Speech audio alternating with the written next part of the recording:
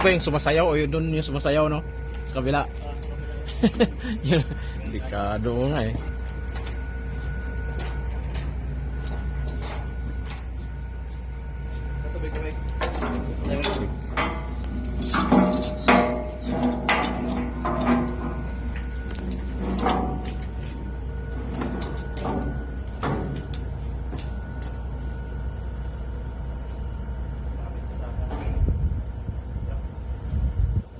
Stop mo, patingin mo, di ba may pangkatal ka dyan?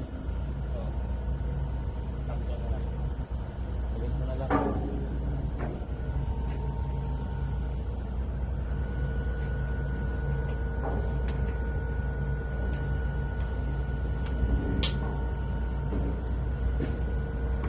Ilang araw na kayo gusto dito? Yan, 26 yan dumating. Ha? 26. Kayo sir, 30. So 4 days ahead sila. Sila ngayon susunod, papasok sila ngayon. Pag na Ngayon? ngayon ang schedule nila. Tapos bukas tayo.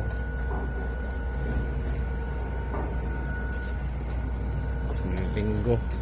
Sana Lunes na lang para maka ano lang tayo ng Linggo. ano? Sana madili pa. Tapos merinda muna kayo. Angkad muna ako.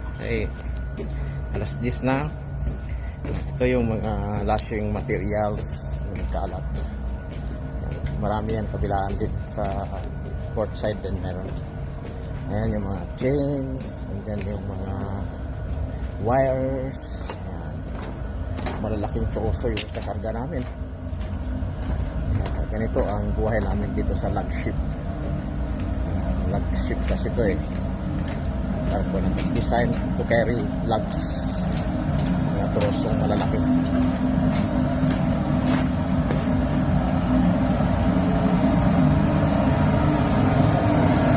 Piracy watch kami ngayon, kaya lahat ng mga pinto masarado yan.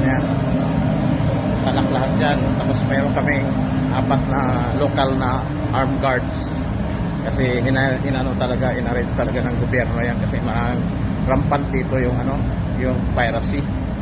Marami dito mga magnanakaw, mga thieves, maakyat sa barko, tapos magnakaw, manakit ng taga-barko. Yan ang mahirap na buhay namin dito sa barko.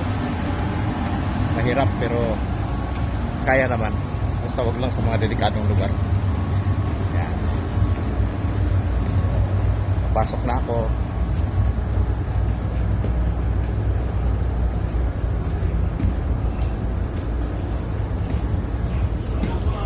Hanggang may prepare. Ayan yung mga armed guards yun. Yan ang armed guards yung mga yan. Sa gabi yan sila umiikot. Okay.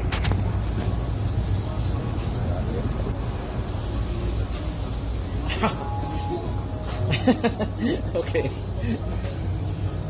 So na ako. Ayan guys, pinatayo na nila oh. Dito na ako sa bridge. Mainit. Ayan, pinatayo na. Ayan, ganyan kami pagka mag-ready to load na ng lugs. Yan na yung setup niya. Itatayo namin yung mga poste na yan. Yung tawag dyan mga collapsible stanchion posts. I-ready lang namin yan kasi dun sa second port pa namin yung itatayo. So, second loading port sa Bata. Dito kami ngayon waiting for berthing schedule namin bukas.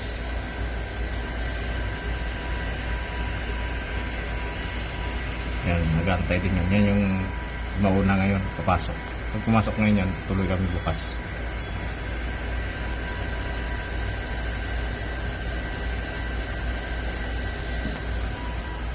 Yan, dito ako sa bridge. Navigating bridge.